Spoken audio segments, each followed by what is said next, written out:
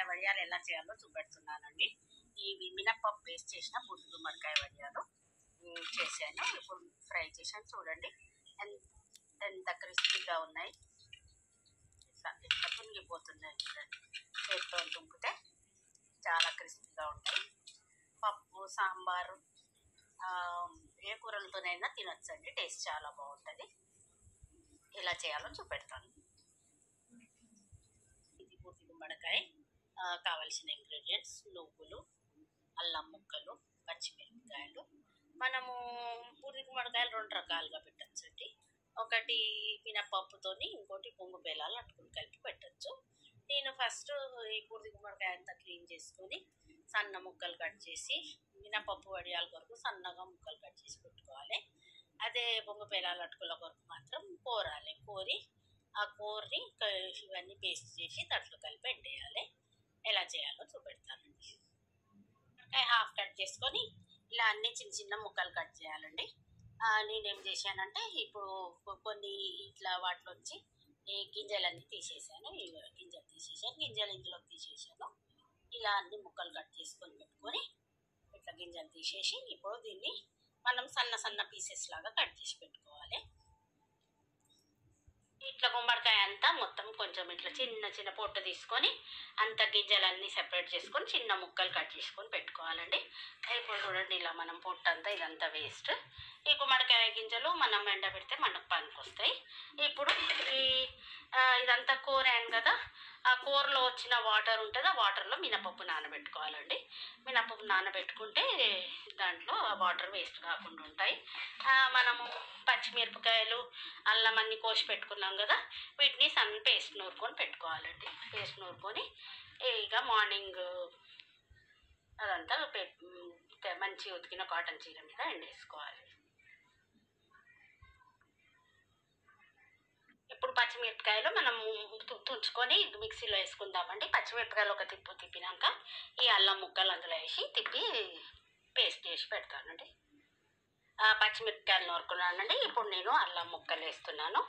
ఇది కలిపి ఇక మనం మంచి ఫైన్ పేస్ట్ చేసి పెట్టుకోవాలి.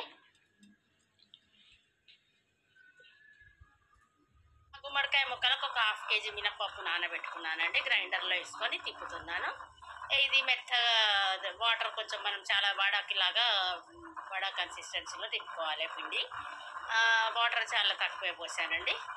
ఇప్పుడు ఆ ముక్కల్లో మనము ఈ పిండి, మళ్ళీ జింజర్, అల్లం, పచ్చిమిరపకాయలు, అల్లం పేస్టు, జీలకర్ర, నువ్వులు వేసి కొంచెం ఒక కప్పు సాబుదానా నానబెట్టుకున్నానండి. ఈ సాబుదానాన్ని మనము అందులో వేసి కలిపి వడియాల్లాగా ఒత్తుకోవాలి. సాబుదానా వేయడం వల్ల కొంచెం వడియాలు మంచిగా లోపల క్రిస్పీగా అవుతాయండి. ఈ గుమ్మడికాయ ముక్కలు కూడా కొంచెం స్పేస్ ఆక్యుపై చేస్తాయి కాబట్టి మనకి వడియం గట్టిగా ఉండకుండా మెత్తగా ఉంటుంది.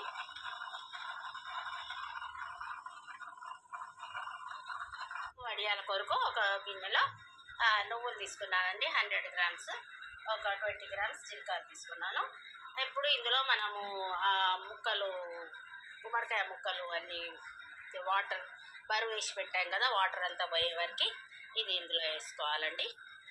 మన సాబుదానా నానబెట్టాం కదా, అది కూడా ఇందులో వేసుకొని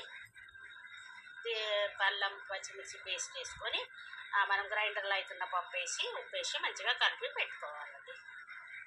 సాబుదానా నానబెట్టి పెట్టుకున్నాం కదండి, సాబుదానా కూడా ఇందులో వేసుకోవాలి.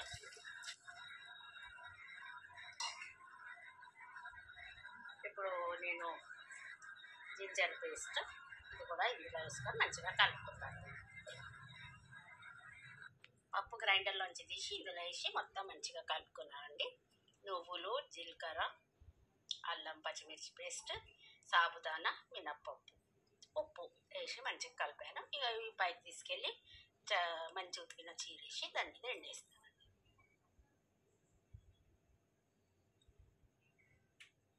మనం మంచిగా అన్నీ కలుపుకున్నాము కదా, మినప్పప్పు మెత్తగా రుబ్బింది, గుమ్మడికాయ ముక్కలు, నువ్వులు, జీలకర్ర, అల్లం పచ్చిమిరపకాయ పేస్ట్ ఇలా మంచిగా చీర మీద మొత్తం ఎండేసేయాలండి. ఇట్లా మొత్తం చీర మీద ఎండేసాను.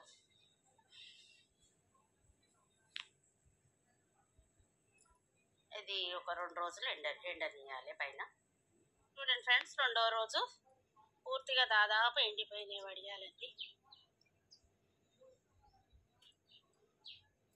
ఇక రేపు మొత్తం ప్లేట్లలో ఎండేస్తే, ఇంకో 2 రోజులు ప్లేట్లలో ఎండేస్తే కంప్లీట్గా వడియాలు పూర్తిగా ఎండిపోతాయి. అంతా లేస్తున్నాయి మనం పీకకుండానే.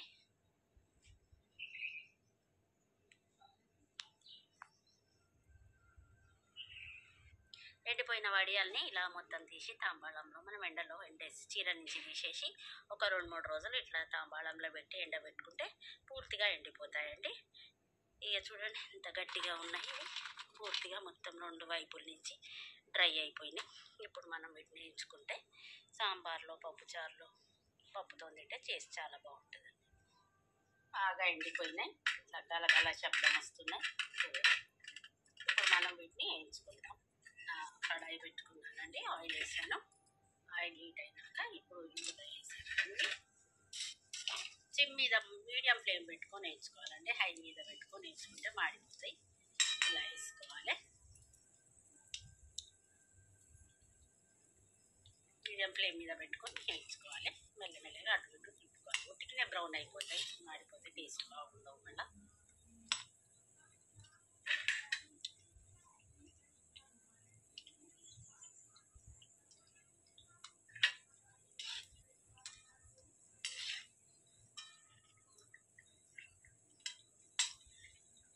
మంచి కాలనీ అండి. ఇప్పుడు మనం వీటిని తీసేసుకుందాం.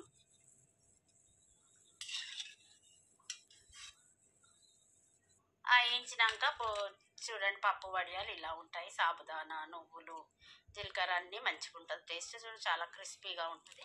చూడ పప్పుచారులో తినచ్చు, చాలా బాగుంటుందండి taste. Okay friends, thank you for watching. Please subscribe my channel.